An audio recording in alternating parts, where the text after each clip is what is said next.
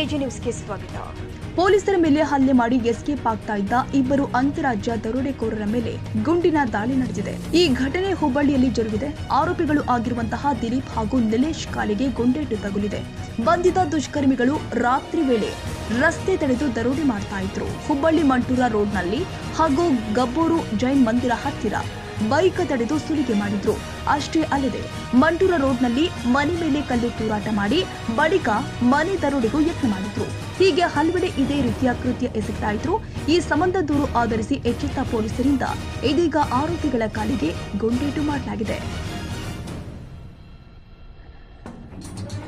ಕನ್ನಡಿಗರ ಮೆಚ್ಚಿನ ನಿಮ್ಮ ಎಜೆ 24/7 ನ್ಯೂಸ್ ಕನ್ನಡ ವಾಹಿನಿ ಇದೀಗ ಟಿವಿಯಲ್ಲಿ ಲಭ್ಯ. ನೋಟಿಸ್ ಕೊಟ್ಟಿದ್ರೆ ವಾಪಸ್ ತಗೋತೀವಿ.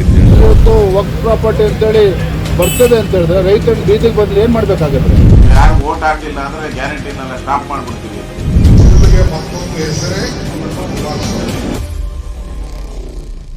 ಕರ್ನಾಟಕ ಮತ್ತು ದೇಶ ವಿದೇಶ 360 ಡಿಗ್ರಿ ಸುದ್ದಿ ಹಾಗೂ ಉತ್ತರ ಕರ್ನಾಟಕ, ಬೆಳಗಾವಿ, ಬಾಗಲಕೋಟೆ, ಧಾರವಾಡ, ಹಾವೇರಿ, ಗದಗ, ಬಿಜಾಪುರ ಜಿಲ್ಲೆಯ ಕ್ಷಣ ಕ್ಷಣದ ವಿವರವನ್ನ ಪಡೆಯುವುದಕ್ಕೆ ಎಜೆ 24/7 ನ್ಯೂಸ್ ಕನ್ನಡ ವಾಹಿನಿಯನ್ನ ಲೈಕ್ ಮಾಡಿ, ವಿಡಿಯೋಗಳನ್ನ ಶೇರ್ ಮಾಡಿ, ಕಮೆಂಟ್ ಮಾಡುವ ಮೂಲಕ ನಮ್ಮ ವಾಹಿನಿಗೆ ಸಹಕಾರ ನೀಡಿ ಮತ್ತು ಚಾನೆಲ್ ಅನ್ನ ಸಬ್ಸ್ಕ್ರೈಬ್ ಮಾಡಿ.